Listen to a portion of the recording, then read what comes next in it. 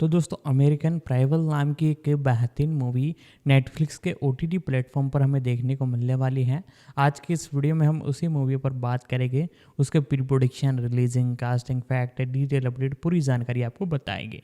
तो वीडियो को लाइक कर दे और इसके बारे में हम जानना चालू करते हैं। अमेरिकन प्राइमवल एक आगामी अमेरिकी पश्चिमी टेलीविजन लघु श्रृंखला है जो 9 जनवरी 2025 को रिलीज होने वाली है। आधार: यह श्रृंखला अमेरिकी पश्चिम पर नियंत्रण पाने की लड़ाई और कभी-कभी धर्म और संस्कृति के बीच हिंसक टकराव की जांच करती है। एक गालना टेलर किटसच आइजैक के रूप में, बेट्टी गिल्पिन, सारा रोवेल, किम कोट्स ब्रिघम यंग के रूप में, जय कोर्टनी वर्जिल कटर के रूप में, जिम ब्रिजर के रूप में Shea Whigham, Dane DeHaan, Jacob Pratt, Saura Lightfoot Leon, अबीश Pratt, Kyle Bradley Davies, Tilly के रूप में, प्रेस्टन मोटा, डेविन रोवेल, निक हरग्रोव कॉटरेल के रूप में, डेरेक हिंकी रेड फेदर के रूप में, हेनरी के रूप में मिकेंद्रू, शॉनी पॉरियर टू मून्स के रूप में, जो टिपेट जेम्स वॉल्सी के रूप में, केविन स्कॉट एलन, लुईस के रूप में। उत्पादन: 6 भागों वाली यह सीरीज मार्क एल. स्मिथ द्वारा लिखी गई है और पीटर बर्ग द्वारा निर्देशित है। बर्ग फिल्म 44 के माध्यम से और एरिक न्यूमैन ग्रैंड इलेक्ट्रिक के माध्यम से कार्यकारी निर्माता है। इसे दिसंबर 2022 में नेटफ्लिक्स द्वारा कमीशन किया गया था, जिसमें टेलर किटसच को मुख्य भूमिका में पुष्टि की गई थी। 2. स्मिथ इस सीरीज के कार्यकारी निर्माता भी है। 3. जनवरी 2023 में डेन डेहान, जय कर्टनी, बेट्टी गिल्पिन, शिया व्हीघम, काइल ब्रैडली डेविस, निक हरग्रोव, डेरेक हिंकी, सौरा लाइटफुट लियोन, प्रेस्टन मोटा, शॉनी पॉरियर और जो टिपेट कलाकारों में शामिल हुए। 4. फिल्मांकन फरवरी 2023 से न्यू मैक्सिको में हुआ। 2023 SAG-AFTRA हड़ताल के कारण फिल्मांकन बाधित हुआ। 5. मुक्त करना मिनी सीरीज का प्रीमियर 9 जनवरी 2025 से नेटफ्लिक्स पर होने वाला है। 6. संदर्भ: मार्क एल. स्मिथ एक अमेरिकी पटकथा लेखक है। उन्हें the revenant 2015, the midnight sky 2020, the voyage in the boat 2023 और ट्विस्टर्स 2024 फिल्मों की पटकथा लिखने के लिए जाना जाता है। आजीविका: स्मिथ ने 2006 की फिल्म सेंस लिखी और निर्देशित की, जिसने eureka springs digital film festival में फेस्टिवल पुरस्कार और शॉकफेस्ट में हॉरर शैली पुरस्कार जीता। तब से उन्होंने एक पटकथा लेखक के रूप में काम किया है। स्मिथ के लेखन क्रेडिट में 2007 की हॉरर फिल्म वैकेंसी और इसकी prequel vacancy 2, the first cut 1 और 2009 की जो डाटे फिल्म द होल शामिल है। 2. एलेजांद्रो गोंजालेज इनारिटू के साथ मिलकर उन्होंने द रेवेनेंट का सहलेखन किया, जो माइकल पुनके के इसी नाम के उपन्यास पर आधारित है। फिल्म में लियोनार्डो डिकैप्रियो, टॉम हार्डी और विल पॉल्टर है। शूटिंग सितंबर 2014 में शुरू हुई थी। दिसंबर 2017 में रीबूट की गई स्टार ट्रेक श्रृंखला की चौथी फिल्म की पटकथा लिखने के लिए स्मिथ को पैरामाउंट द्वारा काम पर रखा गया था। 3. फिल्मोग्राफी: टेलर किटसच, जन्म 8 अप्रैल 1981, एक कनाडाई अभिनेता और मॉडल है। उन्हें NBC television series Friday night lights 2006 से 2011 में टिम रिगिंस की भूमिका निभाने के लिए जाना जाता है। उन्होंने X Men origins, Wolverine 2009, Battleship 2012, John Carter 2012, Savages 2012, Lone Survivor 2013, the grand seduction 2014, American assassin 2017, only the brave 2017 और 21 ब्रिजेस 2019 जैसी फिल्मों में भी काम किया है। किटसच ने HBO सीरीज ट्रू डिटेक्टिव के दूसरे सीजन में पॉल वुड्रूक के रूप में अभिनय किया। Television film the normal heart 2014 में ब्रूस नाइल्स के रूप में दिखाई दिए। पैरामाउंट नेटवर्क मिनिसीरीज वाको 2018 में डेविड कोरेश का किरदार निभाया और Amazon Prime Video series the terminal list 2022 में CIA ground branch operative Ben Edwards की भूमिका निभाई। प्रारंभिक जीवन। किच का जन्म ब्रिटिश कोलंबिया के केलोना में हुआ था। उनकी मां Susan green BC liquor board में काम करती थीं, जबकि उनके पिता ड्रू किच निर्माण क्षेत्र में काम करते थे। 2-3 जब वह 1 वर्ष का था, तब उसके माता पिता अलग हो गए और उसे और उसके 2 बड़े भाइयों ब्रॉडी 4 और दमन को उनकी मां ने एक मोबाइल होम पार्क में पाला। 5-6 उसकी 2 छोटी सौतेली बहनें भी है। किच पोर्ट मूडी और अनमोर में रहता था। 7 उन्होंने कोक्विटलैम में ग्लेनीगल सेकेंडरी स्कूल में पढ़ाई की। 8 किच ने 3 साल की उम्र में आइस हॉकी खेलना शुरू कर दिया था। 9 और ब्रिटिश कोलंबिया हॉकी लीग में लैंगली हॉर्नेट्स के लिए जूनियर आइस हॉकी खेली, इससे पहले कि 2002 में घुटने की चोट ने उनका करियर समाप्त कर दिया। 10 आजीविका। कित्सच 2002 में न्यूयॉर्क शहर चले गए, जहां उन्हें IMG के साथ मॉडलिंग करने का मौका मिला। उन्होंने वहां अभिनय का भी अध्ययन किया। उन्होंने एक पोषण विशेषज्ञ और व्यक्तिगत प्रशिक्षक के रूप में अपना जीवनयापन किया। 11 न्यूयॉर्क में कुछ समय के लिए वे बेघर थे और आधी रात को मेट्रो ट्रेनों में सोते थे। 12 2004 में वे लॉस एंजल्स चले गए, जहां उन्होंने डीजल और एबरक्रॉम्बी एंड फिच के लिए मॉडलिंग की। 12-13 वे सेलिब्रिटी फोटोग्राफर जॉन रूसो की सीमित संस्करण वाली coffee table book about face में भी दिखाई दिए।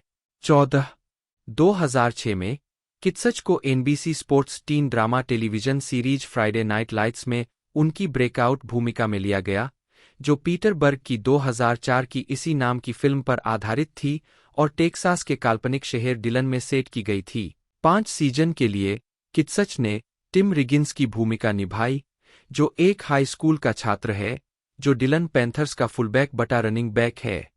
15 इस सीरीज का प्रीमियर अक्टूबर 2006 में हुआ था, जिसे आलोचकों और 7.7 मिलियन से अधिक दर्शकों से सार्वभौमिक प्रशंसा मिली। 16 कित्सच ने टेलीविजन सीरीज के संभावित फिल्म सीक्वल में अपनी भूमिका को फिर से शुरू करने से इनकार कर दिया है। 17 उन्होंने Steven Strait, Sebastian Stan, Laura Ramsey, Toby Hemingway, Jessica Lucas और चेस क्रॉफर्ड के साथ द कॉवनेंट में पोग पेरी की भूमिका निभाई। फरवरी 2008 में उन्होंने मई 2009 में रिलीज हुई X Men franchise spin off X Men origins Wolverine में गैम्बिट की भूमिका निभाने के लिए साइन किया। प्रशंसकों के पसंदीदा किरदार गैम्बिट के बारे में कित्सच कहते हैं, मैं उसके बारे में जानता था, लेकिन मुझे नहीं पता था कि उसके पास क्या क्या है।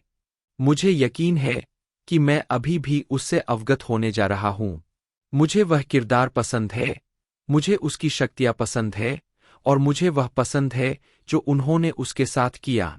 मुझे इतना कुछ नहीं पता था, लेकिन मेरे अनुभव में उसके बारे में अपना दृष्टिकोण बनाना एक आशीर्वाद था। मैं इसके लिए उत्साहित हूं, कम से कम इतना तो कह ही सकता हूं। 18 2010 में कित्सच ने स्टीवन सिल्वर की द बैंग बैंग क्लब में अभिनय किया, जो दक्षिण अफ्रीका में सेट एक ऐतिहासिक नाटक है जो रंगभेद के अंतिम खूनी दिनों का दस्तावेज है। 19 उन्हें रयान फिलिप और मालिन एकरमैन के साथ फोटो जर्नलिस्ट केविन कार्टर की भूमिका निभाने के लिए 2 महीनों में 35 पाउंड वजन कम करना पड़ा। 20 नवंबर 2010 में हॉलीवुड रिपोर्टर ने कित्सच को युवा पुरुष अभिनेताओं में से एक के रूप में नामित किया, जो हॉलीवुड को नए ए-लिस्ट के रूप में संभालने के लिए धक्का दे रहा है या धकेला जा रहा है। 21-22 एडगर राइस बरोज के फंतासी उपन्यास ए प्रिंसेस ऑफ मार्स पर आधारित 2012 की डिज्नी फिल्म जॉन कार्टर, जबकि फिल्म बॉक्स ऑफिस पर फ्लॉप रही। कित्सच ने कहा, मुझे जॉन कार्टर पर बहुत गर्व है। बॉक्स ऑफिस मुझे एक व्यक्ति या एक अभिनेता के रूप में मान्य नहीं करता है। 23 मई 2012 में कित्सच ने पीटर बर्ग की बैटलशिप में अभिनय किया, जो हैस्ब्रो के खिलौने के खेल पर आधारित थी, लेफ्टिनेंट एलेक्स हॉपर के रूप में। 24 इस फिल्म ने बर्ग, और पूर्व फ्राइडे नाइट लाइट्स के सहकलाकार जेसी प्लेमंस के साथ उनके पुनर्मिलन को चिह्नित किया। 25 जुलाई 2012 में उन्होंने ब्लेक लाइवली, सल्मा हायेक और आरोन टेलर जॉनसन के साथ ओलिवर स्टोन की सैवेज में अभिनय किया। हिटफिक्स के फिल्म समीक्षक ड्रू मैकवेनी ने जॉनसन के साथ कित्सच के बंधन के बारे में सकारात्मक रूप से लिखा, जिसे उन्होंने न केवल विश्वसनीय बल्कि पूरी फिल्म में जीवंत और प्रामाणिक बताया। मैकवेनी ने लिखा कि इस फिल्म में कित्सच का सही तरीके से इस्तेमाल किया गया था, जिसमें कलाकारों की टुकड़ी ने उन्हें आगे बढ़ाया या दृश्यों में उन्हें चुनौती दी, जिसके परिणामस्वरूप उन्होंने उचित तीव्रता के साथ उन्हें निभाया।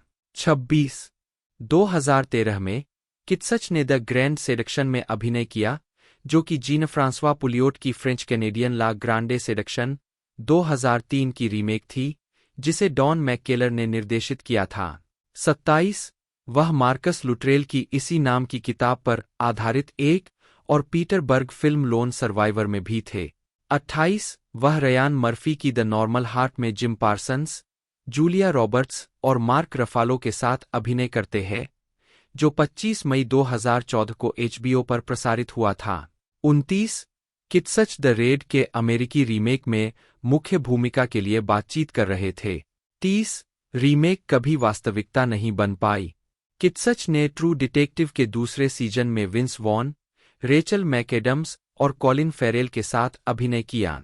कित्सच को ड्रामा पीसेज में लेखन, निर्देशन और अभिनय करने के लिए तैयार किया गया था। 31 2013 में बर्ग ने ESPN के मंडे नाइट फुटबॉल के लिए शुरुआती एनिमेशन सीक्वेंस बनाया।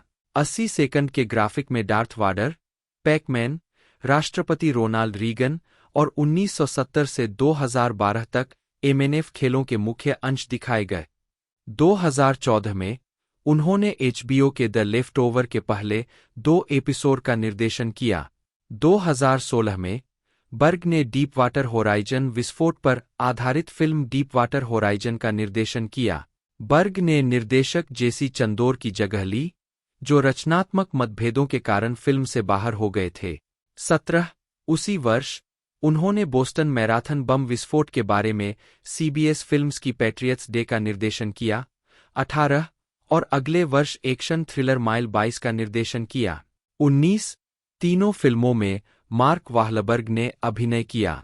2017 में बर्ग ने हुंडई के लिए एक महत्वाकांक्षी विज्ञापन का निर्देशन किया, जिसे सुपर बाउल LI के किक के बाद रिकॉर्ड किया गया और खेल के ठीक बाद प्रसारित किया गया।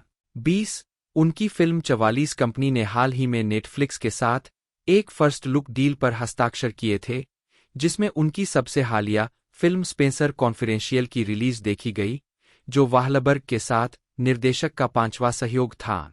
21 2019 में बर्ग ने नेशनल फुटबॉल लीग के लिए एक ऐतिहासिक विज्ञापन का निर्देशन किया। फुटबॉल प्रशंसकों ने NFL के सुपर बाउल विज्ञापन के प्रीमियर के साथ एक और मील का पत्थर देखा, जिसका शीर्षक द 100 ईयर गेम था। 2 मिनट के विज्ञापन, जिसने NFL के 100वें सीजन के जश्न की शुरुआत की, ने USA टुडे के विज्ञापन मीटर में नंबर 1 स्थान प्राप्त किया। प्रकाशन ने इसे NFL इतिहास के कई महान खिलाड़ियों के एक समूह द्वारा अभिनीत एक टूर डी फोर्स के रूप में वर्णित किया। 22 2024 में बर्ग ने घोषणा की कि वह द मॉस्किटो बाउल पुस्तक पर आधारित एक फिल्म पर काम कर रहे हैं। 23 व्यक्तिगत जीवन 1993 में बर्ग की शादी एलिजाबेथ रोजर से हुई। उनका एक बच्चा है और 1998 में उनका तलाक हो गया। 24-25 कैटलिन जेनर विवाद 15 जुलाई 2015 को बर्ग ने इंस्टाग्राम पोस्ट के जरिए कैटलिन जेनर को आर्थर एश करेज अवार्ड से सम्मानित करने के ESPN के फैसले की आलोचना की, जिसमें उन्होंने सेना के दिग्गज ग्रेगरी डी गैडसन, 2 पैरों से विकलांग, जिन्होंने बर्ग की बैटलशिप फिल्म में भूमिका निभाई थी, की फेसबुक फोटो को जेनर के साथ शेयर किया। इसमें कहा गया, एक आदमी ने दूसरे की आज़ादी के लिए 2 पैर बेच दिए और 2 गेंदों के बदले 2 स्तन खरीदे। अंदाजा लगाइए कि किस आदमी ने वैनिटी फेयर का कवर बनाया, जिसकी राष्ट्रपति ओबामा ने उसके साहस की प्रशंसा की और जिसे ESPN द्वारा आर्थर एश करेज अवार्ड से सम्मानित किया जाना है। शेयर की गई पोस्ट के साथ बर्ग ने टिप्पणी की, हाँ 26। बर्ग को इस पोस्ट के लिए प्रशंसा और निंदा दोनों मिली। बाद में उन्होंने कहा कि उन्हें जेनर और गंभीर मानसिक बीमारी वाले अन्य व्यक्तियों के प्रति अत्यंत सम्मान है, लेकिन उन्होंने दिग्गजों की आत्महत्याओं के आंकड़ों के साथ एक और तस्वीर जारी की, जिसमें कहा गया, मुझे यह भी लगता है कि हम अपने साहसी लौटने वाले युद्ध के दिग्गजों पर पर्याप्त ध्यान नहीं देते हैं, जिनमें से कई ने हमारे देश और हमारे सिद्धांतों के लिए अपने शरीर और मानसिक स्वास्थ्य का बलिदान दिया है। सिद्धांत जिसमें उत्पीड़न या दुर्व्यवहार के बिना अपनी इच्छानुसार जीवन जीने की स्वतंत्रता शामिल है। 27। फिल्मोग्राफी। पतली परत। वर्ष, शीर्षक, निदेशक, लेखक, निर्माता, नोट्स।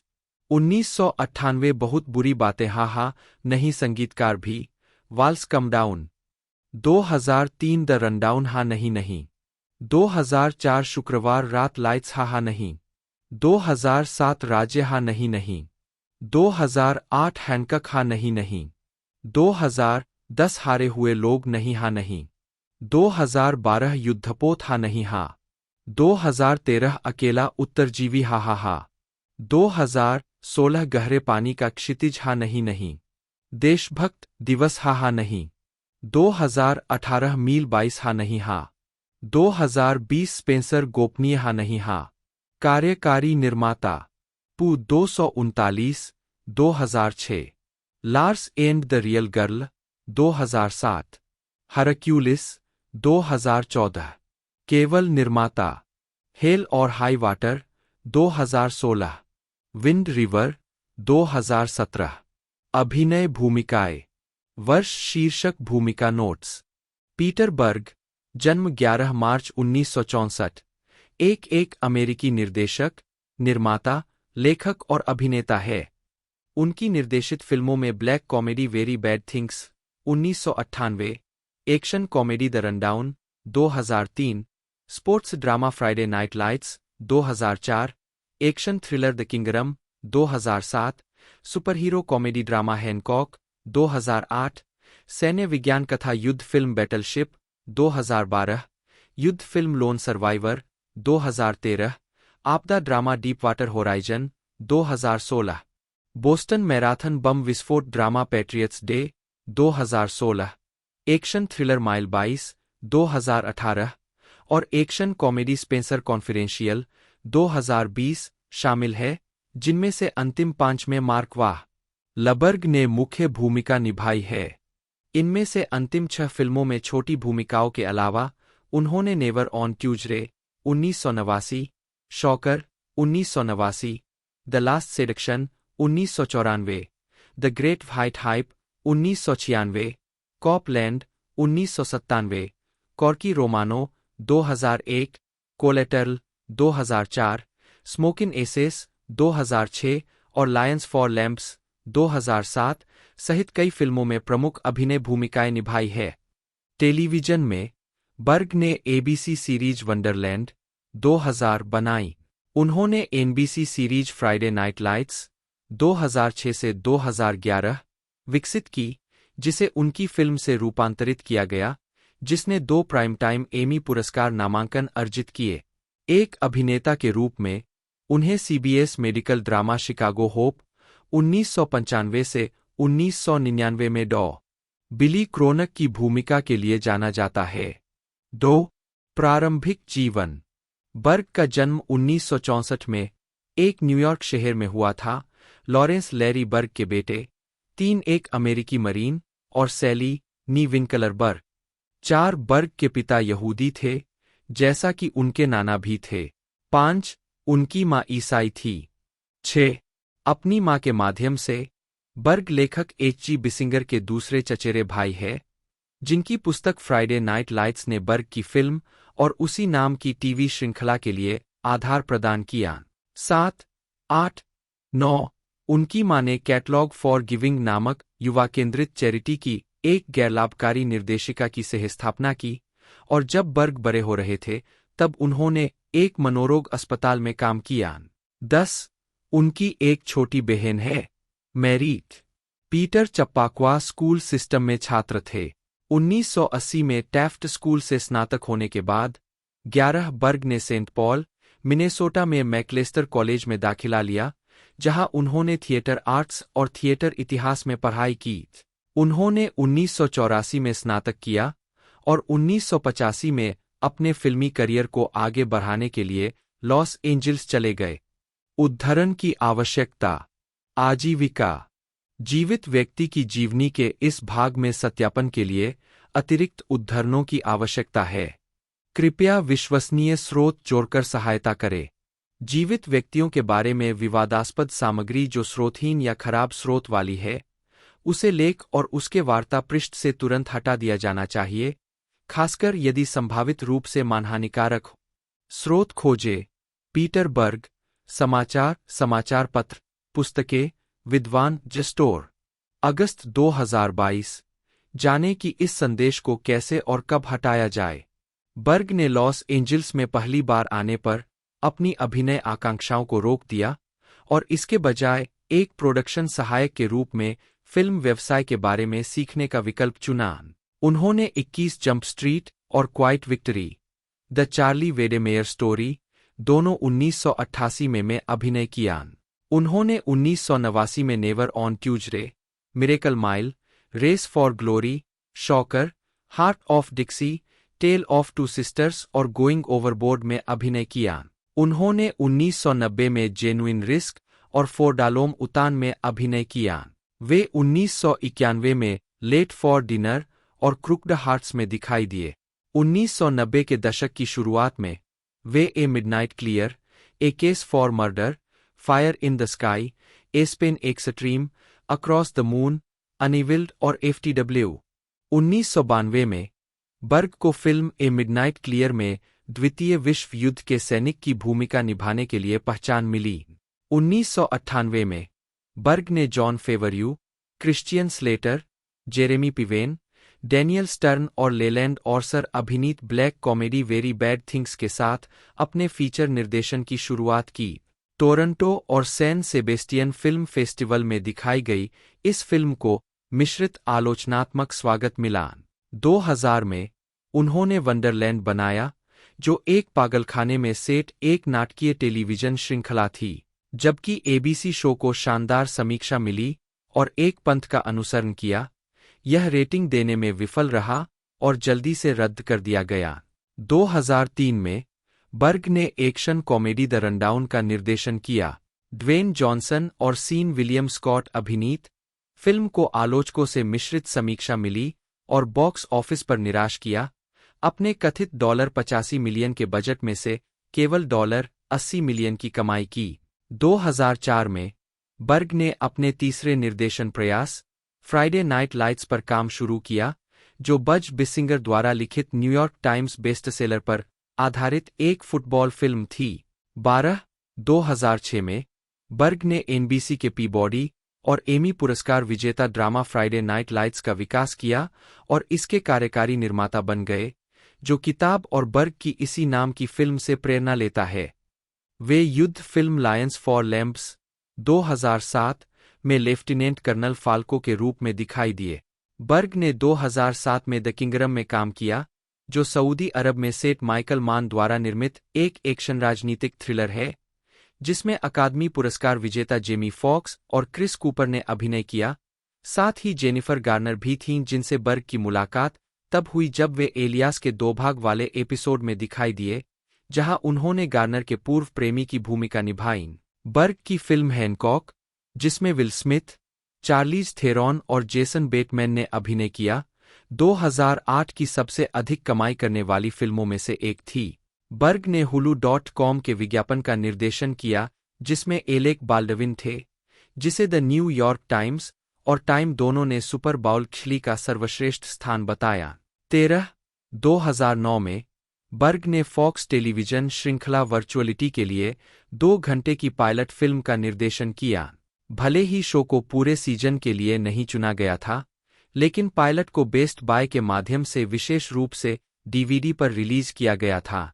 बर्ग ने 2009 में ESPN documentary 30 for 30 Kings ransom का भी निर्देशन किया। बर्ग ने द लॉसर्स 2010 फिल्म भी लिखी। बर्ग ने science fiction action film battleship 2012 का भी निर्देशन किया, जो बोर्ड गेम का लाइव एक्शन रूपांतरण था, और युद्ध फिल्म लोन सर्वाइवर 2013, जो मार्कस लुट्रेल की इसी नाम की किताब का रूपांतरण था। 14 वैरायटी के लेखक जस्टिन चांग ने कहा कि बर्ग ने लोन सर्वाइवर के साथ अब तक का अपना सबसे गंभीर काम किया है। 15 अगले वर्ष बर्ग ने 2014 की फिल्म हरक्यूलिस में निर्माता के रूप में काम किया, जिसे मूल रूप से ब्रेट रैटनर द्वारा प्रतिस्थापित किए जाने से पहले उन्हें निर्देशित करना था। 16 2017 में कित्सच ने अमेरिकन असैसिन और ओनली द ब्रेव में अभिनय किया। 2018 में उन्होंने पैरामाउंट चैनल की मिनिसीरीज वाको में पंथ नेता डेविड कोरेश की भूमिका निभाई। उस वर्ष बाद में यह घोषणा की गई कि कित्सच की एक इन डेवलपमेंट सीरीज है जो HBO में उतरी। सन्स ऑफ एनार्की के लेखक जॉन बारचेस्की और निर्देशक मैट शाकमैन की इस सीरीज में कित्सच कलाकारों का नेतृत्व करते और सीरीज का निर्माण करते नजर आएंगे। 2019 में कित्सच ने चैडविक बोसमैन और सियाना मिलर के साथ 21 ब्रिजेस में अभिनय किया। इसके अलावा 2019 में यह घोषणा की गई कि कित्सच नील ब्लोमकैंप की इन्फर्नो में मुख्य भूमिका में दिखाई देंगे। 2020 में कित्सच ने German TV series the defeated में अभिनय किया, जिसमें माइकल सी हॉल, लोगन मार्शल ग्रीन, नीना होस और टुपेंस मिडल्टन भी थे। उन्हें कॉल्सन बेकर की जगह लेने के लिए चुना गया था, जिन्हें मशीन गन केली के रूप में जाना जाता है, फिल्म सैवेज साल्वेशन में, जहां उन्होंने रॉबर्ट डी नीरो और जॉन माल्कोविच के साथ अभिनय किया था। कित्सच अज्ञात कारणों से बाहर हो गए और उनकी जगह जैक हस्टन ने ले ली। 2021 की शुरुआत में यह घोषणा की गई थी कि कित्सच एंटोनी फुकुआ की द टर्मिनल लिस्ट में क्रिस प्रैट के साथ बेन एडवर्ड्स के रूप में अभिनय करेंगे। बाकी कलाकारों में रिले केओआ, कॉन्स्टेंस वू और जीन ट्रिपलहॉर्न शामिल है। व्यक्तिगत जीवन। सौरा लाइटफुट लियोन, जन्म 1 जनवरी 1998, एक डच जन्मी अंग्रेजी स्पेनिश अभिनेत्री है।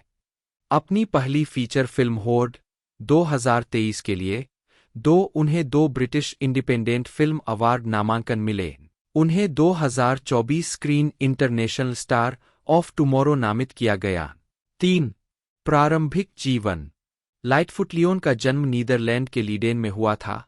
4 उनके पिता अंग्रेज पॉल लाइटफुट और मां स्पेनिश सोल लियोन थीं, जो दोनों ही डांसर और कोरियोग्राफर थे, और वे द हेग में पले बढ़े। 5 लाइटफुट लियोन ने 2020 में Royal Academy of Dramatic Art RADA से एक्टिंग में बैचलर ऑफ आर्ट्स BA की डिग्री हासिल की।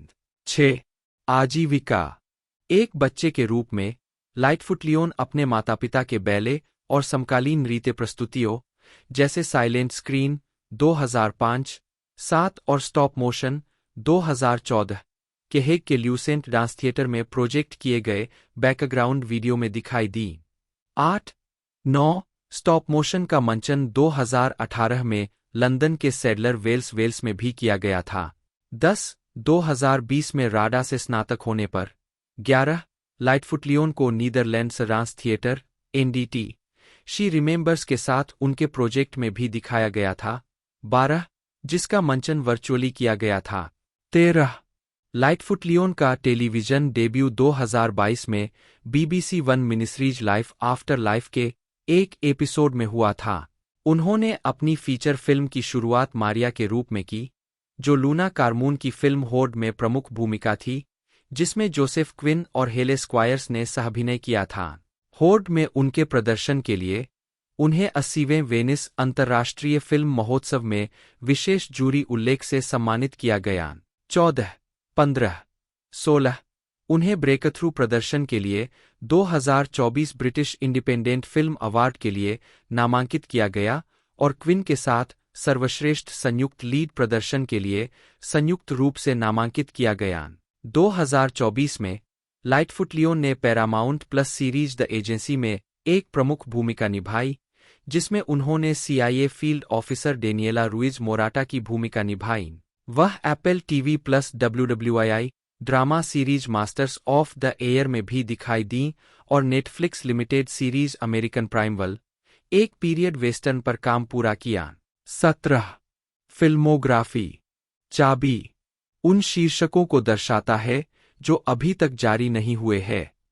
पतली परत वर्ष शीर्षक भूमिका नोट्स 2020 अंगूर रायबरेली लघु फिल्म 2020 कठिन पास लघु फिल्म 2023 हेर मारिया टेलीविजन वर्ष शीर्षक भूमिका नोट्स 2022 जीवन के बाद जीवन हिल्डे एक एपिसोड 2024 वायु के स्वामी लुइस 2 एपिसोड 2024 अभिकरण Daniela Ruiz Morata 2025 American Primeval अबीश अवस्था वर्ष शीर्षक भूमिका नोट्स 2005 मूक स्क्रीन 2014 गतिअवरोध Lucent Dance Theatre the Hague 2020 वह याद करती है नीदरलैंड्स डांस थिएटर आभासी। कोर्टनी ने 2013 में अलग होने से पहले 8 साल तक ऑस्ट्रेलियाई अभिनेत्री जेमा प्रणीता को डेट किया। 34 2015 से 2022 तक उन्होंने एडिलेड में जन्मी मेकी डेंट को डेट किया। कोर्टनी के शरीर पर रस्सी, खोपड़ी और कुत्ते सहित कई टैटू है।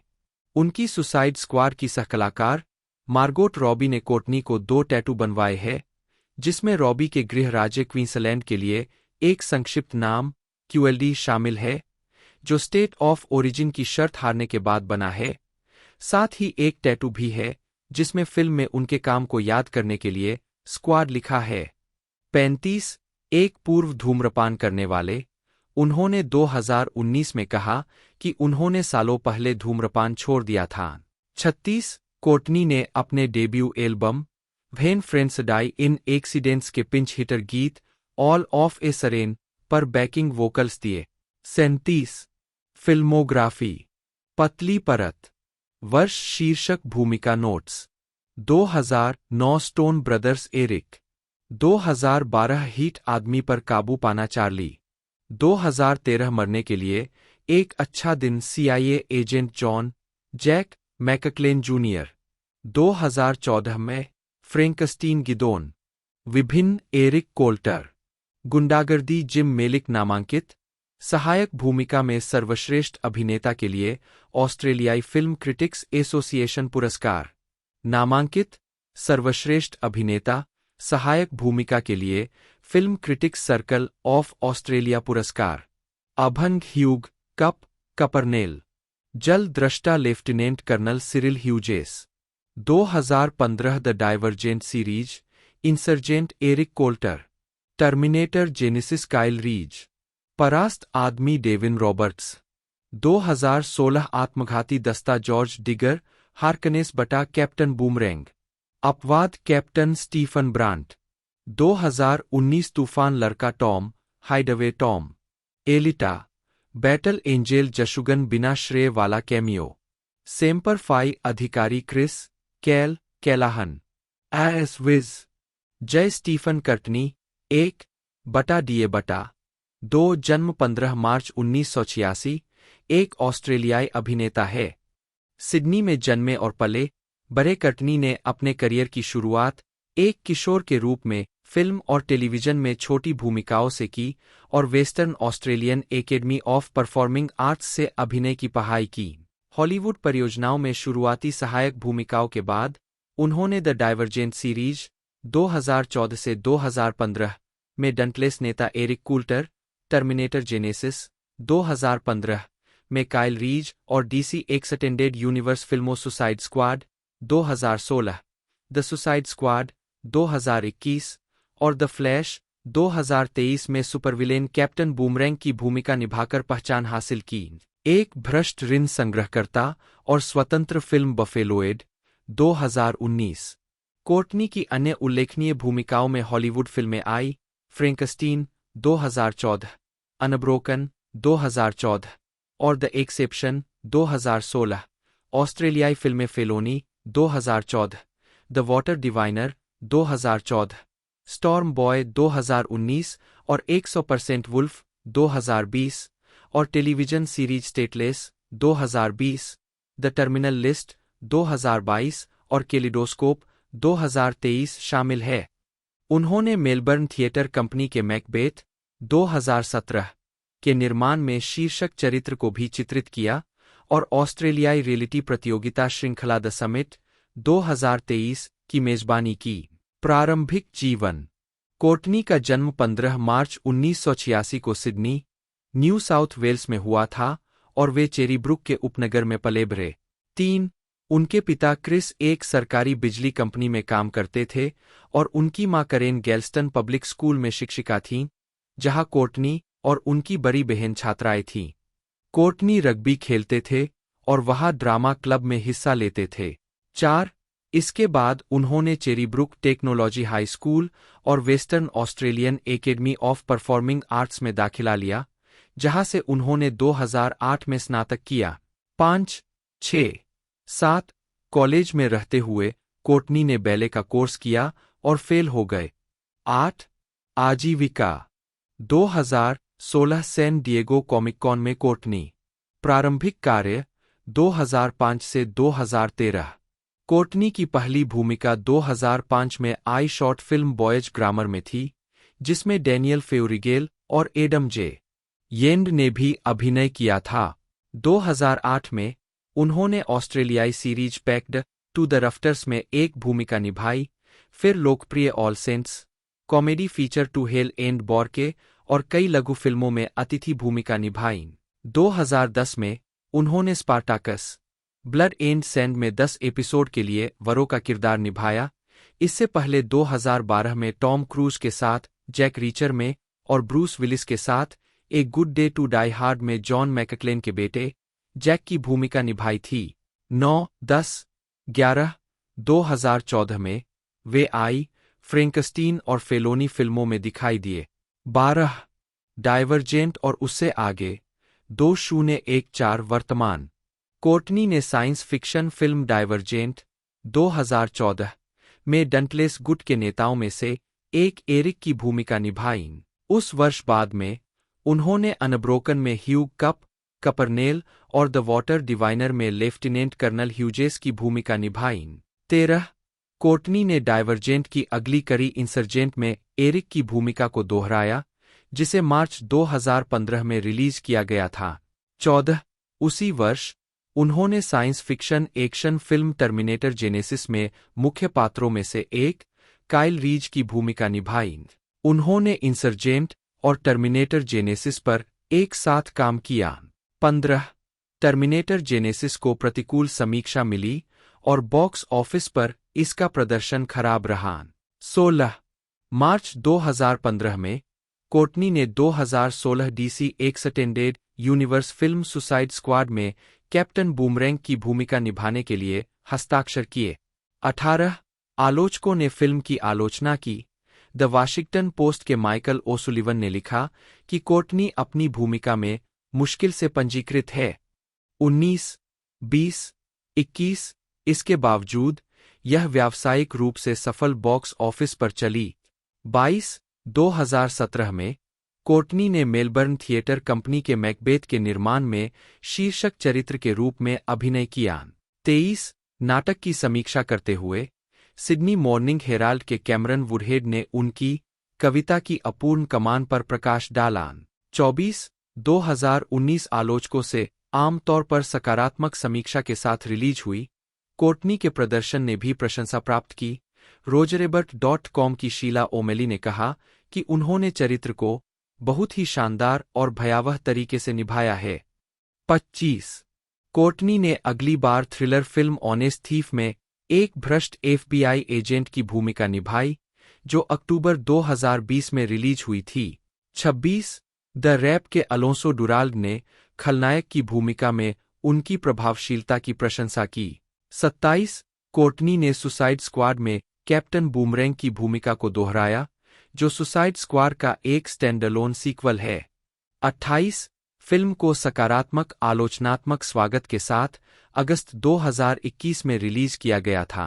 29 Courtney action thriller film black site के साथ साथ thriller series the terminal list और केलिडोस्कोप वर्किंग टाइटल जिक्सॉ के तहत में अभिनय करने के लिए तैयार है।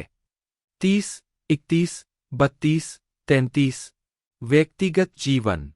शिया विघम, जन्म 5 जनवरी 1969, एक अमेरिकी अभिनेता है जिन्हें ड्रामा सीरीज बोर्डवॉक एम्पायर में एलियास एली थॉम्पसन की भूमिका निभाने के लिए जाना जाता है। वह ट्रू डिटेक्टिव के पहले सीजन और फार्गो के तीसरे सीजन में और कई फिल्मों में भी नजर आए, जिनमें रिस्ट्रक्टर्स, A love Story, Take Shelter, Silver Linings Playbook, American Hustle, The Wolf of Wall Street, Kong, Skull Island, First Man, Vice, Joker, Spiderman, Across the Spiderverse और Mission Impossible Dead Reckoning Part 1 शामिल है। वह fast and furious 6 और F9 में agent Michael स्टैसियाक के रूप में नजर आ चुके हैं। प्रारंभिक जीवन। विघम का जन्म फ्लोरिडा के तलहासी में हुआ था। वे वकील फ्रैंक और स्कूल लाइब्रेरियन बेथ के बेटे थे। जब विघम 5 साल के थे, तब परिवार लेक मैरी, फ्लोरिडा चला गया। 2-3 उन्होंने लेक मैरी हाई स्कूल में पढ़ाई की। 4 विघम ने टायलर, टेक्सास में टायलर जूनियर कॉलेज में भाग लिया और फिर न्यूयॉर्क के परचेज में स्टेट यूनिवर्सिटी ऑफ न्यूयॉर्क में स्थानांतरित हो गए, जहां वे केवल 31 छात्रों और 8 वरिष्ठों के स्नातक वर्ग के साथ एक छोटे से अभिनय कार्यक्रम का हिस्सा थे। 5 आजीविका। स्नातक होने के बाद विघम ने न्यूयॉर्क शहर में अपने कॉलेज के रूममेट किर्क एसेवेडो के साथ थिएटर मंडली रोरशच ग्रुप की सहस्थापना की और 3 साल तक मंडली के साथ एक अभिनेता और कलात्मक निर्देशक के रूप में काम किया। 6 विघम 2000 की फिल्म टाइगरलैंड में मुख्य भूमिका मिलने से पहले टेलीविजन श्रृंखला घोस्ट स्टोरीज के 1997 के एक एपिसोड में दिखाई दिए थे। 5 2003 की film all the Real girls में अभिनय करने से पहले वे टेलीविजन फिल्मों सबमर्ज्ड, RUS, H और पैराडाइज में दिखाई दिए। 2004 और 2006 के बीच वे जापानी film Out of the World, drama television श्रृंखला मेडिकल इन्वेस्टिगेशन और फिल्मों Water, Man of the House, Faith of My Fathers, Lords of Dogtown, Psychic Driving और साउथ ऑफ हेवन में दिखाई दिए। विघम प्राइड एंड ग्लोरी में दिखाई दिए और horror film Splinter, thriller Creek और science fiction film Radio Free Albemuth में सहाभिनय किया। 3 HBO सीरीज बोर्डवॉक एम्पायर में अटलांटिक काउंटी, न्यू जर्सी के शेरिफ एलियास एली थॉम्पसन के रूप में उनकी नियमित प्रमुख भूमिका थी। शो के पूरे दौर के लिए 2014 में वह HBO सीरीज ट्रू डिटेक्टिव में निराश पूर्व मंत्री जोएल थेरियोट के रूप में दिखाई दिए। 7 वह 2015 में FX के जस्टिफाइड के 2 एपिसोड में दिखाई दिए।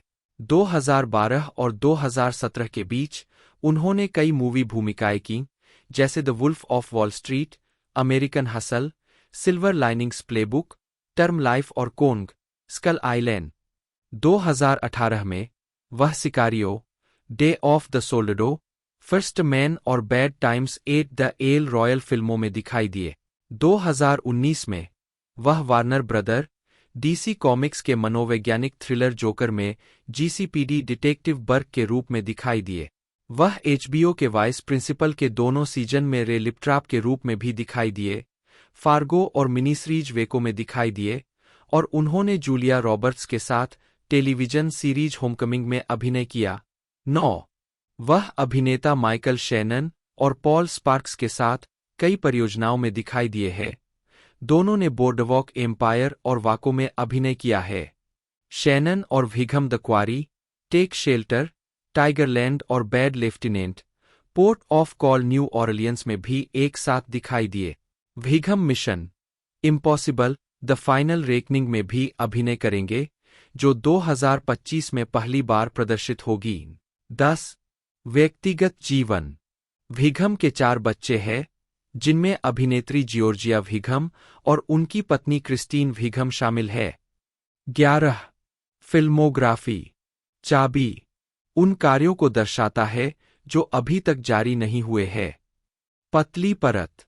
वर्ष शीर्षक भूमिका नोट्स 1998 प्यार और कल्पना क्रेग 2000 टाइगरलैंड प्राइवेट विल्सन 2002 बदमाश कंपनी CIA एजेंट वेल्स अमान्य 2003 सभी असली लड़कियां बख्शीश 2004 इस दुनिया से बाहर रसेल रीड पानी डैनियल वेस्ट 2005 घर का सदस्य टेक्सास रेंजर होल्ट डॉगटाउन का स्वामी ड्रेक लैंडन मानसिक ड्राइविंग रयान बैरेट लघु फिल्म 2006 कलाइक्टर एक प्रेम कहानी यूजीन पहली बर्फ विंसेंट मैकक्लर 2008 आसमान में दक्षिण की ओर मैड डॉग मंटी गौरव और महिमा अधिकारी केनी डुगन किरच Dennis Ferrell 2009 Blood Creek Luke Penny The Killing Room Tony Mazzola Spooner Stan Manfretti Fast and furious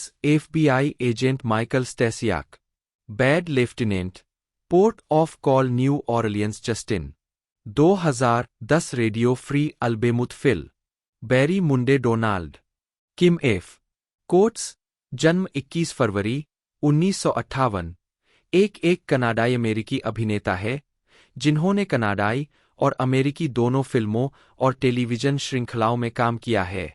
उन्होंने ब्रॉडवे पर ए स्ट्रीटकार नेम्ड डिजायर में स्टेनली कोवाल्स्की की भूमिका निभाई और स्ट्रैटफोर्ड फेस्टिवल में मैकबेथ की मुख्य भूमिका निभाई। उन्हें FX series Sons of Anarchy में अलेक्जेंडर टिग ट्रैगर और city TV series bad blood में डेक्लान गार्डिनर के रूप में उनकी भूमिका के लिए जाना जाता है। साथ ही Prison Break, Cold Case, CSI और CSI मियामी में उनकी आवर्ती भूमिकाएं भी है। उन्होंने The Last Boy Scout 1991, Bad Boys 1995, King of Sorrow 2007 और गून 2011 में भी फिल्म भूमिकाएं निभाई है। प्रारंभिक जीवन और कैरियर। कोट्स का जन्म कनाडा के सस्केचवान के सास्काटून में फ्रेडरिक और जॉयस कोट्स के घर हुआ था। उन्होंने पहली बार सास्काचवान विश्वविद्यालय में भाग लेने के दौरान एक नाटक देखा, जहां उन्होंने एक वैकल्पिक पाठ्यक्रम के रूप में नाटक में दाखिला लिया। 3 इस अनुभव ने उन्हें अभिनय करियर बनाने के लिए प्रेरित किया। कोट्स ने ए स्ट्रीटकार नेम्ड डिजायर में स्टेनली कोवाल्स्की का किरदार निभाया और अपने मूल कनाडा में स्ट्रैटफोर्ड फेस्टिवल में मैकबेथ की शीर्षक भूमिका निभाने वाले अब तक के सबसे कम उम्र के व्यक्ति थे। कोट्स ने film the boy in blue 1986 से स्क्रीन पर अपनी शुरुआत की। इस भूमिका ने उनके लिए अवसर खोले और वह अब तक 100 से अधिक शीर्षकों में दिखाई दिए हैं। 4 2018 में उन्होंने लगभग 30 वर्षों में अपनी पहली स्टेज भूमिका निभाई। जेज बटरवर्थ के नाटक जेरूसलम के आउटसाइड द मार्च प्रोडक्शन में जॉनी रूस्टर बायर्न की भूमिका निभाई। 5 उन्होंने 2018 डोरा अवार्ड्स में एक प्रमुख भूमिका में एक पुरुष द्वारा उत्कृष्ट प्रदर्शन के लिए डोरा मावर मूर पुरस्कार जीता। 6 7वें कैनेडियन स्क्रीन अवार्ड्स में कोट्स ने टेलीविजन सीरीज बैड ब्लड में गैंगस्टर डेकन गार्डिनर के रूप में अपने प्रदर्शन के लिए निरंतर अग्रणी नाटकीय भूमिका में सर्वश्रेष्ठ अभिनेता का पुरस्कार जीता। 7 परोपकार। कोट्स वन हार्ट सोर्स का समर्थन करते हैं, जो एक गैरलाभकारी संगठन है जिसका लक्ष्य शिक्षा और स्वास्थ्य पर केंद्रित उच्च गुणवत्ता वाली वैश्विक पहलों को डिजाइन करके गरीबी को समाप्त करना है। 8 कोट्स पिनबॉल क्लेमेंस फाउंडेशन के समर्थन में रैली फॉर किड्स कार्यक्रमों में भाग लेते हैं। 9-10 व्यक्तिगत जीवन। कोट्स दाएं दक्षिण पश्चिम एशिया के USO दौरे पर थियो रॉसी और डेटन कैली के साथ शामिल है। कोट्स के पास कनाडाई और अमेरिकी दोनों नागरिकताएं हैं। 11 वह अपनी पत्नी डायना चैपल और 2 बच्चों काइला और ब्रेन्ना के साथ लॉस एंजिल्स, कैलिफोर्निया में रहते हैं। 12-13 उन्हें प्रिजन ब्रेक के सहकलाकार विलियम फिचन के साथ साथ केविन कॉस्टनर और सन्स ऑफ एनार्की के सहकलाकार थियो रॉसी के साथ अच्छे दोस्त के रूप में जाना जाता है। कोट्स 2010 में संयुक्त राज्य अमेरिका के नागरिक बन गए। 14 6 जून 2017 को कोट्स को सस्केचेवान विश्वविद्यालय में मानद डॉक्टरेट की उपाधि मिली। 15 उन्हें 28 मार्च 2023 को क्वीन एलिजाबेथ द्वितीय प्लेटिनम जुबली मेडल, सस्केचेवान मिलान। 16 फिल्मोग्राफी पतली परत वर्ष शीर्षक भूमिका नोट्स 1986 नीले रंग का लड़का मैककॉय मैन डो 1987 आखिरी आदमी खड़ा है Shri Regan 1988 palace royal Tony DiCarlo 1989 शीत मोर्चा मंथा अंधा भय एड 2014 में एनी लीबोविच ने प्रादा के पुरुषों के कपड़ों के वसंत विज्ञापन अभियान के लिए डेहान की तस्वीर खींची। 12 उसी वर्ष उन्होंने द अमेजिंग स्पाइडरमैन 2 में हैरी ऑसबोर्न बटा ग्रीन गॉब्लिन और लाइफ आफ्टर बेथ में जैक ऑर्फमैन की भूमिका निभाई। डेहान ने इमेजिन ड्रैगन्स के गीत आई बेट माई लाइफ के संगीत वीडियो में खुद का एक काल्पनिक संस्करण निभाया। 2015 में डेहान ने फोटोग्राफर डेनिस स्टॉक के साथ डीन की दोस्ती पर आधारित ड्रामा लाइफ में जेम्स डीन के रूप में अभिनय किया। सितंबर 2015 में डेहान 1 और मैन अंक 20 के कवर स्टार थे। 13 2016 में डेहान ने स्वतंत्र drama film two lovers and a bear में रोमन और 2016 की horror film a cure for wellness में लॉकहार्ट की भूमिका निभाई। 7 2017 में डेहान ने फ्रेंच कॉमिक्स सीरीज वेलेरियन और लॉरेलिन पर आधारित ल्यूक बेसन की science fiction film Valerian and the City of a thousand planet में अभिनय किया। 14 उन्होंने 17वीं सदी के रोमांस ट्यूलिप फीवर में भी अभिनय किया। 7 2019 में डेहान ने विंसेंट डीनफ्रियो की द किड में बिली द किड के रूप में अभिनय किया। 15 16 17 18 2019 से 2020 तक डेहान ने एंड्रिया राइजबोरो और गैब्रियल बर्न के साथ अमेज़न प्राइम सीरीज 00 में क्रिस लिनवुड के रूप में अभिनय किया। 7 उन्होंने 2020 में क्विबी मिनी सीरीज द स्ट्रेंजर में अभिनय किया। 7 फरवरी 2022 में डेहान को क्रिस्टोफर नोलन की जीवनी पर आधारित फिल्म ओपेनहाइमर 2023 में केनेथ निकोल्स के रूप में लिया गया। 19-20 व्यक्तिगत जीवन जुलाई 2016 में डेहान ने 30 जून 2012 को एक निजी समारोह में अमेरिकी अभिनेत्री अन्ना वुड से शादी की। वे उत्तरी कैरोलिना में हाई स्कूल में मिले थे। 3 और 2006 से साथ है। वे दोनों क्रॉनिकल 2012 में दिखाई दिए। 21 वे अपने 2 बच्चों के साथ न्यूयॉर्क शहर में ब्रुकलिन के विलियम्सबर्ग पड़ोस में रहते हैं। 22-23 फिल्मोग्राफी पतली परत वर्ष शीर्षक भूमिका नोट्स 2010 एमिगो गिल 2012 इतिवृत्त एंड्रयू डेटमर जैक और डायने क्रिस न्यायविस्द क्रिकेट पाटे लिंकन दूसरा श्वेत सैनिक देवदार के वृक्ष के पीछे जेसन ग्लेंटन 2013 शैतान की गांठ क्रिस मॉर्गन अपने प्यारे को मार दिया Lucien Carr Metallica Through the Never यात्रा 2014 The Amazing Spider Man 2 Harry Osborn बटा ग्रीन गॉब्लिन बेथ के बाद का जीवन जैक ऑर्फमैन 2015 कप्स का नाइट पॉल जिंदगी जेम्स डीन 2016 छलांग विजेता आवाज की भूमिका 2 प्रेमी और 1 भालू रोमन 2017 तंदुरुस्ती के लिए एक इलाज लॉकहार्ट ट्यूलिप बुखार जान वैन लूस वेलेरियन और 1000 ग्रहों का शहर Valerian 2018 The Boxcar Children Surprise Island John Joseph Alden आवाज की भूमिका 2019 बच्चा Billy the Kid 17 2023 Oppenheimer Kenneth Nichols Dane William DeHaan बटा डी एचएन बटा डी हन जन्म 1985 या 1986 एक अमेरिकी अभिनेता है। उनकी भूमिकाओं में क्रॉनिकल 2012 में Andrew Detmer The Place Beyond the Pines 2012 में Jason Glanton Kill Your Darlings 2013 में Lucien Carr The Amazing Spiderman 2 2014 में Harry Osborn Green Goblin A cure for Wellness 2016 में Lockhart, Valerian and the City of a Thousand Planet 2017 में Valerian, 000 में Chris Linwood और Oppenheimer. 2023 में Kenneth Nichols शामिल है। प्रारंभिक जीवन और शिक्षा। डेहान का जन्म एलेनटाउन, पेंसिल्वेनिया में हुआ था। उनके पिता एक कंप्यूटर प्रोग्रामर है और उनकी मां मेटलाइफ में एक कार्यकारी है। उनकी एक बड़ी बहन है। 3 और द इंडिपेंडेंट ने 2017 में उनके बचपन को बहुत सामान्य, सुपर स्पोर्टिव बचपन के रूप में वर्णित किया।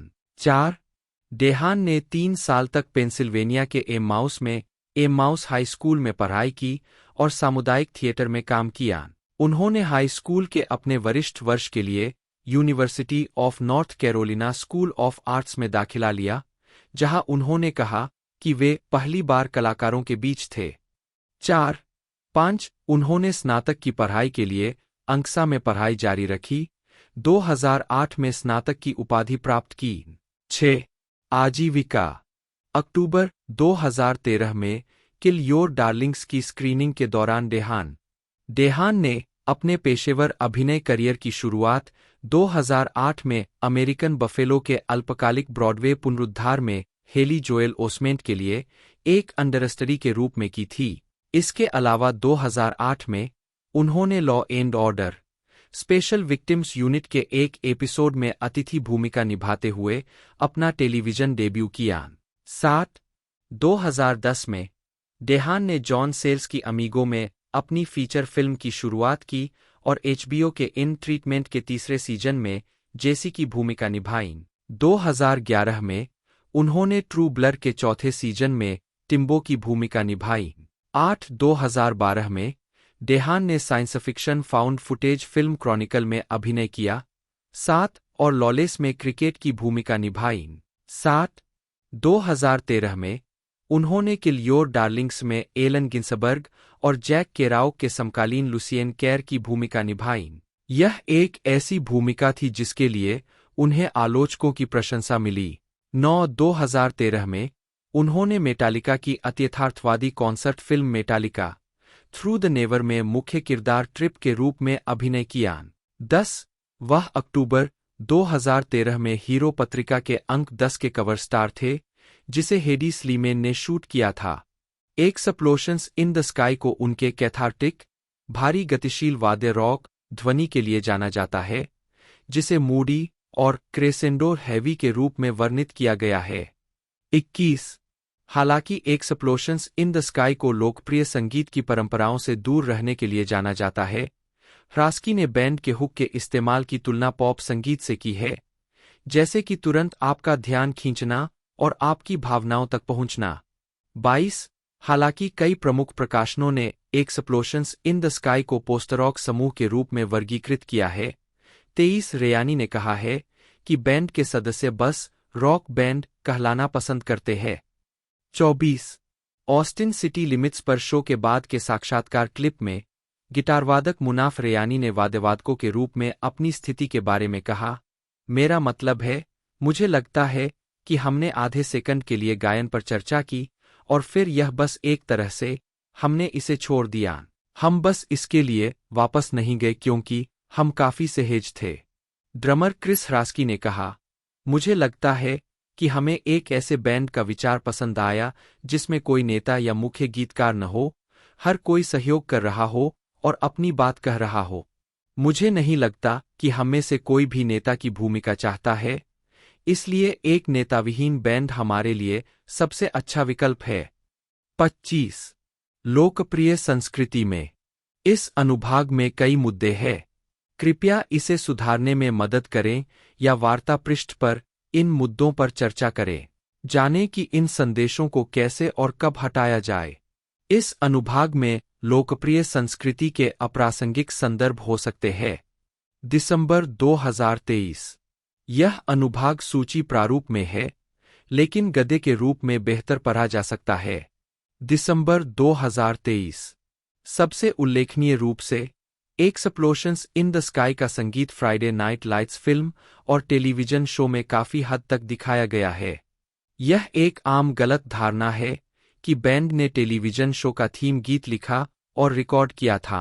इसके बजाय यह डब्ल्यूजी स्नफी वाल्डेन की एक मूल रचना है। एक्सप्लोशंस इन द स्काई का संगीत कई टेलीविजन कार्यक्रमों और विज्ञापनों में इस्तेमाल किया गया है।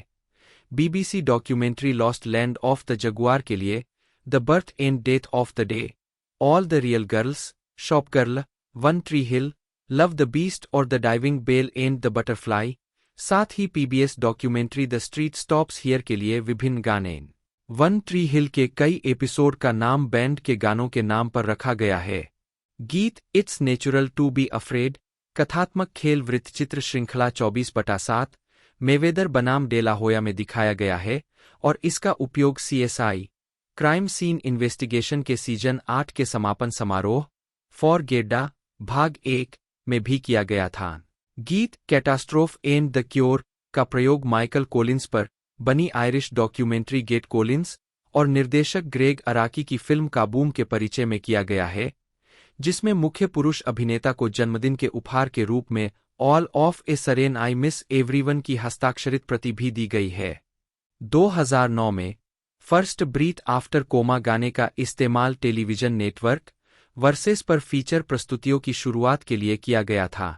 इस गाने का इस्तेमाल स्टीव ह्वांग द्वारा निर्देशित डॉक्यूमेंट्री फोकस के ट्रेलर में भी किया गया है। First breath after coma 6 days at the bottom of the ocean के साथ 2010 की फिल्म कलामिटी में दिखाया गया था। गीत the only moment we were alone Michael Moore की documentary capitalism a love story में संक्षिप्त रूप से दिखाया गया है। यह 2008 की फिल्म स्लीप वॉकिंग में भी दिखाया गया है। योर हैंड इन माइन गीत को फिल्मों Friday night lights, the big empty, love happens, the king of Staten island, TV series prisons wives, documentary Gideon army और सर्वेजा पैसिफिको टीवी विज्ञापन एंकर्स अप में दिखाया गया है। 26 ए पुअर मेंस मेमोरी गीत TV show blue mountain state में दिखाया गया है। ग्लिटरिंग ब्लैकनेस गीत film ghosts of girlfriends past में दिखाया गया है। 6 days at the bottom of the ocean गीत लूनोपोलिस फिल्म में शामिल है। सो लॉन्ग लोनसम गीत 2010 की फिल्म लास्ट नाइट में शामिल है। एन अगली फैक्ट ऑफ लाइफ गीत को द काइट रनर के फिल्म रूपांतरण में शामिल किया गया था। ह्यूमन क्वालिटीज गीत 2012 की फिल्म दिस मीन्स वॉर में शामिल है। ट्रेम्बलिंग हैंड्स गीत 2012 के video game major league baseball 2 के 12 में शामिल है।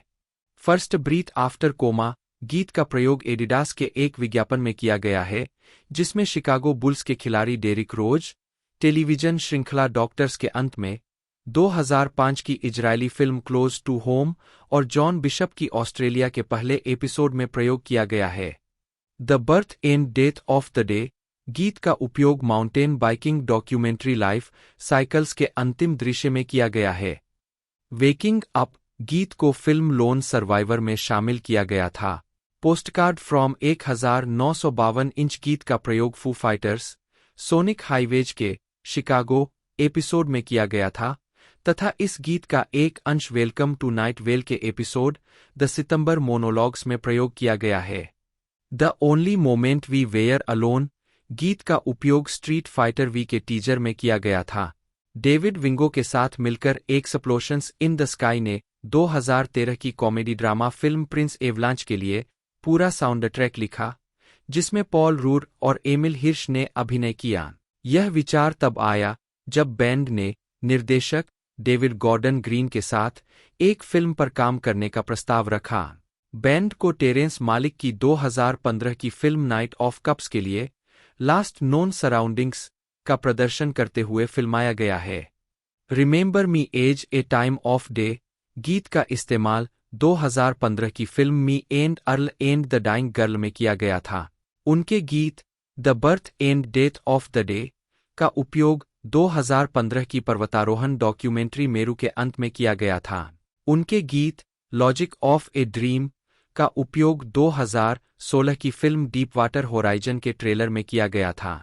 उनके गीत द एक्सटेटिक्स का उपयोग 2017 की फिल्म पावर रेंजर्स में किया गया था।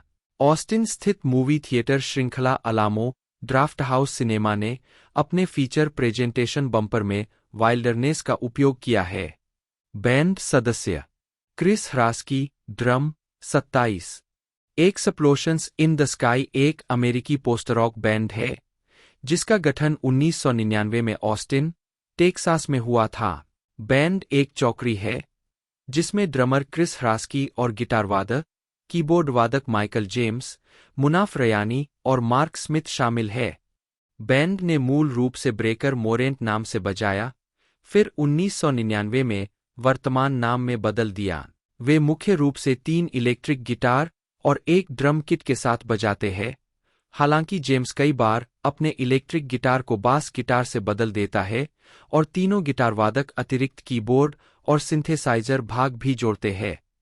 बाद में बैंड ने अपने लाइव प्रदर्शनों में एक 5वें संगीतकार को जोड़ा, बड़े पैमाने पर इन बास और कीबोर्ड भागों को समायोजित करने के लिए। यह भूमिका मल्टी इंस्ट्रूमेंटलिस्ट कार्लोस टोरेस ने 2010 से 2018 तक संभाली और 2024 में फिर से निभाई। बैंड ने अपने विस्तृत रूप से विकसित गिटार कार्य, कथात्मक शैली के वाद्ययंत्रों, जिन्हें वे कैथेटिक मिनी सिम्फनी कहते हैं, और अपने भावनात्मक लाइव शो के लिए पोस्ट रॉक दृश्य से परे लोकप्रियता हासिल की है। 2. इतिहास मूल रूप से ब्रेकर मोरेंट कहलाने वाले एक्सप्लोजन इन द स्काई का गठन 1999 में ऑस्टिन, टेक्सास में हुआ था।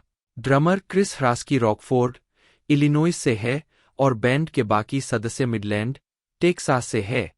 एक्सप्लोजन इन द स्काई का नया नाम ह्रास्की द्वारा आतिशबाजी के शोर 3 या दृश्य 4 के संदर्भ में की गई टिप्पणी से आया है, जब वे उस रात KVR1 से निकले थे जब उन्होंने अपना पहला सेट खेला था और अपना पहला track remember me as a time of day record किया था, जिसे एक संकलन पर रिलीज किया जाएगा। 3.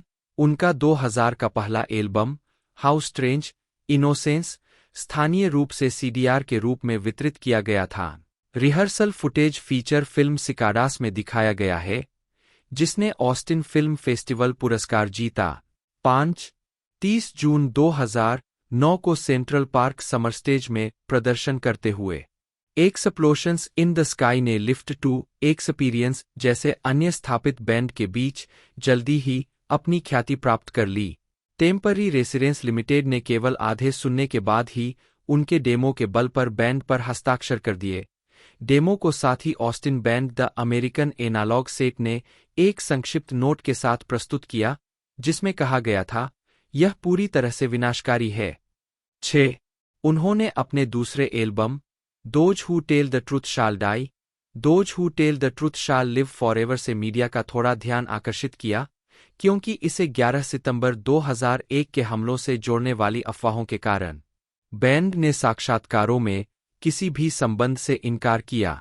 एल्बम आर्ट में एक हवाई जहाज को कैप्शन के साथ दिखाया गया है, यह विमान कल दुर्घटनाग्रस्त हो जाएगा।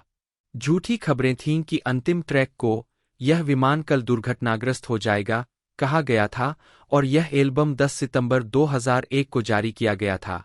7. 8. अवधारणा वास्तव में 2000 में उत्पन्न हुई थी और एल्बम आधिकारिक तौर पर 4 सितंबर 2001 को जारी किया गया था। बेसिस्ट माइकल जेम्स को सुरक्षा के लिए खतरे के रूप में एक हवाई अड्डे में हिरासत में लिया गया था। बैंड ने द आर्गुमेंट के समर्थन में फुगाजी के वसंत 2002 के अमेरिकी दौरे के उद्घाटन कार्यक्रम के रूप में बड़ी संख्या में दर्शकों के सामने प्रदर्शन करके भी काफी ध्यान आकर्षित किया। 9. बैंड ने 2003 में the earth is not a cold dead place release किया और इसे आमतौर पर उनका सबसे मशहूर एल्बम माना जाता है। 10. एल्बम को एक कॉन्सेप्ट एल्बम के रूप में वर्णित किया गया है और गिटारवादक मुनाफ रयानी ने इसे बैंड के प्रेम गीतों के प्रयास के रूप में बताया है। 11. ब्रायन रीजेल से संपर्क किए जाने के बाद एक्सप्लोशंस इन द स्काई ने 2004 की फिल्म फ्राइडे नाइट लाइट्स के लिए साउंड ट्रैक लिखा। उस प्रोजेक्ट के लिए स्टूडियो में दुर्लभ उपकरणों तक पहुंच होने के बावजूद बैंड ने मूल सामग्री बनाने में अपनी गीत लेखन शैली को बनाए रखा। 12. उनका album the rescue TRL travels in Constance series के हिस्से के रूप में 8 दिनों में लिखा और रिकॉर्ड किया गया था। इस तरह एल्बम मूल रूप से केवल बैंड के लाइव शो में ही उपलब्ध था। एक्सप्लोशंस इन द स्काई का 5वां studio album all of a sudden I miss everyone, जो 20 फरवरी 2007 को शुरू हुआ, एक डिस्क संस्करण और 2 डिस्क विशेष संस्करण दोनों के रूप में मौजूद है, जिसमें कई कलाकारों द्वारा रीमिक्स शामिल है। 13 बैंड ने 19 फरवरी को अमेरिका और कनाडा में दौरा शुरू किया।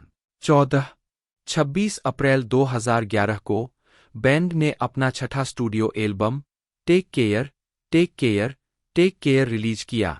15 बैंड ने 2013 के अंत में 2013 टूर के उत्तरी अमेरिकी चरण में 9 इंच नेल्स के लिए सहायक कृतियों में से एक के रूप में काम किया। गॉडस्पीड यू ब्लैक एम्परर के साथ तारीखें बदलते हुए 16 2014 और 2015 में शायद ही कभी लाइव शो की अवधि के बाद बैंड 2016 में अपने 7वें स्टूडियो एल्बम द वाइल्डरनेस के साथ लौटा। अप्रैल में रिलीज होने से पहले एल्बम से 2 एकल रिलीज किए गए थे, जनवरी में सेपरेशन एंग्जाइटी 17 और फरवरी में logic of a dream. 18 band ने 2016 और 2017 में एल्बम के समर्थन में बड़े पैमाने पर दौरा किया। अप्रैल 2023 में बैंड ने अपनी वेबसाइट के माध्यम से 2019 के बाद से अपने पहले उत्तरी अमेरिकी दौरे की घोषणा की। इस दौरे को द एंड टूर करार दिया गया, जिससे यह अनुमान लगाया गया कि यह दौरा उनका आखिरी हो सकता है। 19 हालांकि 17 जुलाई को उनके आधिकारिक ट्विटर अकाउंट ने 15 सितंबर के लिए एंड नामक उनके 8वें एल्बम की रिलीज की घोषणा की। 20 घोषणा के लिए एक प्रेस विज्ञप्ति में उन्होंने बताया कि शीर्षक एक अंत की अवधारणा मृत्यु या दोस्ती या रिश्ते का अंत से आया है, और इसका मतलब यह नहीं है कि यह बैंड का अंतिम एल्बम होगा। एक संगीतमय तरीका। दोस्तों, इसका प्रोडक्शन फिल्म 44 फिल्म्स द्वारा किया गया है। साथ ही साथ इसके बारे में और डिटेल बताई जाए तो इसकी एक टेस्ट जो रिलीजिंग डेट है वो 9 जनवरी है। जी हाँ दोस्तों, 9 जनवरी को ये नेटफ्लिक्स के OTT प्लेटफॉर्म पर रिलीज़ कर दी जाएगी। बाकी मैंने इसके बारे में पूरी जानकारी आपको बता दी है। यदि वीडियो अच्छी लगी है तो वीडियो को जरूर से लाइक कीजिएगा, ज़्यादा से ज़्यादा हो सके इसे शेयर कीजिएगा। दोस्तों, इसकी पूरी जानकारी मैं आगे आपको बता ही चुका हूँ। बाकी आज की इस वीडियो में इतना ही, मिलते हैं अगले वीडियो में।